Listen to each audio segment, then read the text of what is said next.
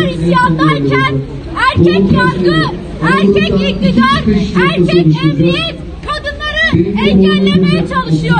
Biz buradan bir kez daha söylüyoruz. Kadına dönük hem sözü baskıya karşı, kadın katliamlarına karşı, kadın iradesini yok sayan, kadın özgürlük mücadelesini yok sayanlara karşı, kadına dönük şiddete karşı mücadelemize devam edeceğiz. Yayın yaptığımız uyarı enkazlara riayet etmeyen vatandaşlarımız eğer oradaki bulunmaktan rahatsızlarsa yan taraftan buraya ilişkin olduğu yerden çıkış noktası var.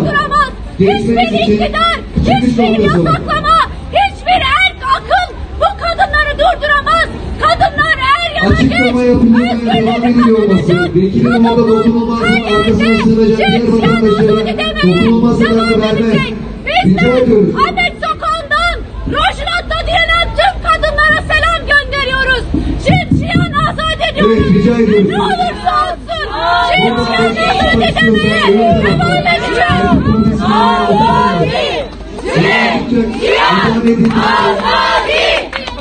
Jin Jiyan Azadî! Dağılma takdirde,